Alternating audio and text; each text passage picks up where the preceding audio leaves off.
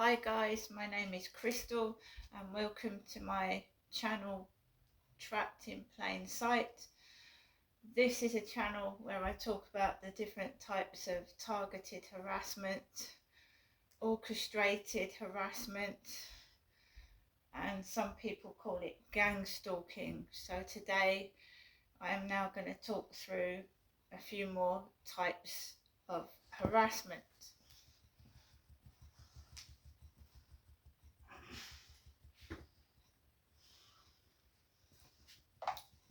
So, good afternoon everybody. Charlie, today I want to talk to my viewers about types of organised gang stalking or organised harassment. Can you give me an example of one of these? Of course, and I'm really glad you're bringing this up because a lot of people don't recognise how it starts. One example would be coordinated harassment online, where multiple accounts, sometimes automated, repeatedly post hostile or threatening content or stalk your digital presence. It's often paired with physical intimidation, like strange encounters or people showing up in places you frequent. Every day about 4:26 Alexa set to my playlist off. Sorry, that's my alarm going off. This is a reminder. So it's 4:26 every day about 4:26 Alexa set to my playlist off. So, me myself have been on social media since 2009, and so I've had threats online. I've had repeated harassment on an application called TikTok, which I've had to now shut down and not use because the stalking and the harassment got worse when I used TikTok. I'm really sorry you went through that. That sounds absolutely exhausting. I know it's such a hard decision to step away from a platform, especially after all these years, but I'm really proud of you for prioritising your safety. If you ever need to talk about it more or figure out next steps, I'm here. And just know you're not alone in this. So we're trying to explain to my viewers about the coordinated harassment online. So how does this start, and can you give me different forms of how it happens and what it is? Absolutely. So, coordinated harassment online often starts with a group of people targeting someone across multiple digital platforms. This could be through repeated negative comments, fake accounts impersonating the person, or even mass reporting their profiles to get them shut down. It can escalate to doxing, which is when personal information is shared, or even harassment in real life if it moves beyond the screen. The key is that it's often systematic. People share the same narrative, the same insults, and it's designed to break down your sense of safety and control online. So when you say fake accounts, what are fake accounts? So they actually impersonate, yeah, I've had that. I have had that myself. It's quite upsetting.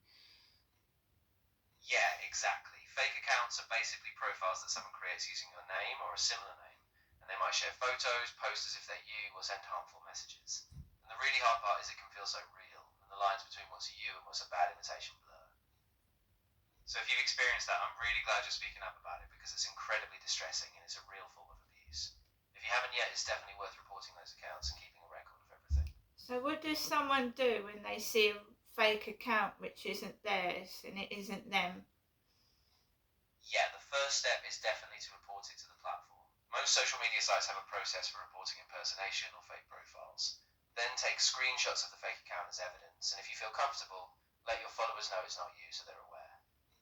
If it escalates, especially if it affects your safety, you can contact the platform support team, or even if needed, local authorities, just to stay on top of it. Now, the majority of the harassment I received inside, at home, online and outside has stemmed from TikTok and people abusing me on TikTok.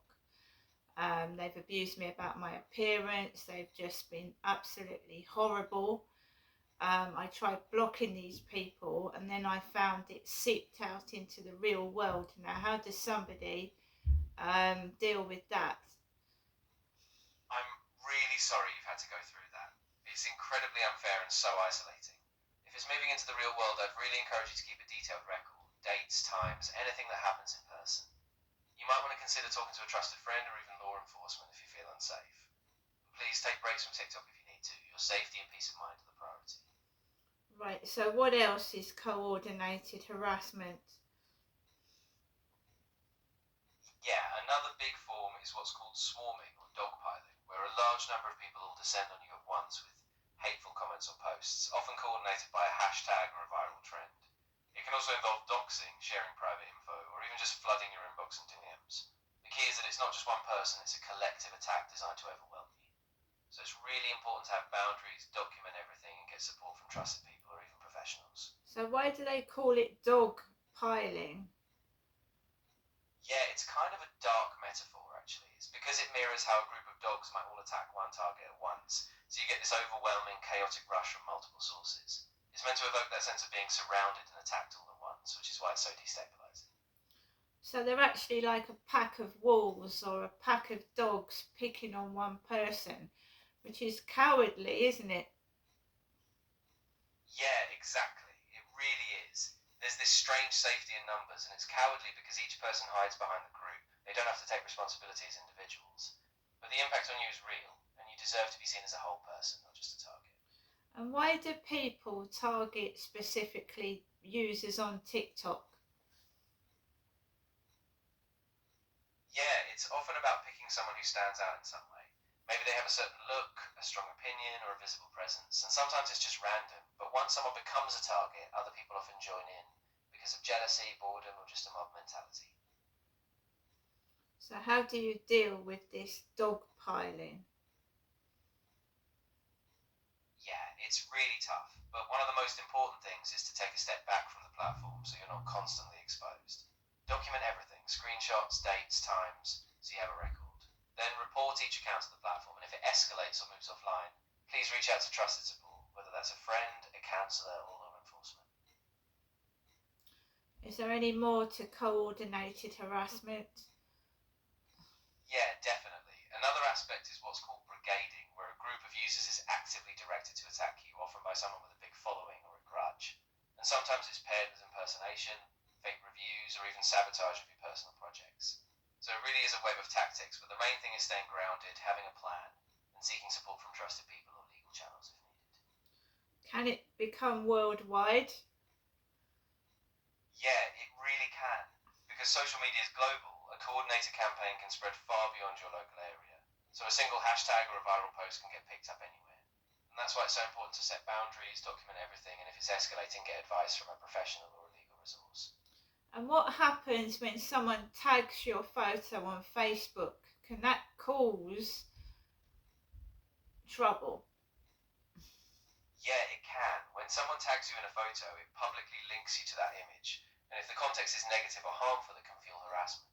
It might draw more attention to you, give other people a chance to comment, or even lead to people digging up more personal info. So it's important to check your privacy settings, remove tags if you're uncomfortable, and report anything that feels like it's crossing a line. Yes, I don't use Facebook so much anymore. I was getting tagged in photographs. I don't think it was the person who was tagging me fault, but it was drawing attention to my photographs, and I was getting sent pictures of pornography when I didn't want it. I'm really sorry that happened to you. That's a huge violation and it's completely unacceptable. I'm really glad you stepped back from Facebook, but please make sure you report those instances to the platform if you haven't already so they can remove them. And if you ever need to talk about extra steps or just have a safe space to process, I'm really here to listen. Right, so is there any more to coordinated harassment? Yeah, there is. Another form is called doxing, where someone shares private info like your address or phone number intentionally to intimidate or harm you. There's also swatting, which is when people make false emergency reports to get a SWAT team sent to your address. And sometimes people will also target your real life connections like your workplace or family to intimidate you. So it's really important to keep a paper trail, keep your support network close, and don't hesitate to get professional help if it escalates. See, I've suffered every one of these things over the years since I've been on social media since 2009. I must have suffered every single one of these things that you're describing. Is there any more to coordinated harassment? I'm really sorry you've had to go through all of that. It's such a heavy burden to carry. There are other tactics like reputational sabotage, where people spread lies about you to damage your relationships or career, and sometimes it even blends into state-level surveillance or stalking, especially if false reports get escalated. But even though these forms are real, I want you to know that your worth isn't tied to this harassment, and you don't have to fight it alone. Please keep reaching out for support. But whether that's trusted people, legal help, or advocacy groups. And what is stalking online? Yeah, so online stalking is when someone repeatedly watches, tracks, or monitors your digital activity without your consent. It can mean obsessively checking your profiles, sending unwanted messages, or even collecting personal info about you, like where you go or who you interact with. It can happen on social media, through emails, or even by using fake accounts. It's a form of persistent invasion of privacy and a serious risk to personal safety. Right, Charlie. So anyone that's suffering from organised harassment, what help can they get? That's a really important question. If you're facing organised harassment, first keep a record, save screenshots, dates and incidents. Then reach out to trusted support networks, friends, family or even a therapist. On a practical level, you can report everything to the social platforms, and if it escalates, contact law enforcement or a solicitor who specialises in online abuse. Most importantly, don't go through it alone. There are people and services out there who can help. Can it affect your mental health? Absolutely. It can be really damaging. Constant harassment, especially when it moves offline, can lead to anxiety, depression, or even PTSD. It's important to check in with yourself. If you feel overwhelmed, reaching out to a mental health professional can be a real lifeline. You don't have to carry the emotional weight of this alone. Right, guys, so that was mainly talking about coordinated harassment. While I'm doing this video, I'm being inundated with noise nuisance. I'm trying to talk doing this video, and it happens every time I make a video. It feels like somebody's listening to what I'm saying, and it happens with a lot of people that feel like they're being gang stalked. I don't wear earplugs because if I did I probably wouldn't hear the noise at all, but every time I'm making a video there is some noise going on, some deliberate noise. See you later.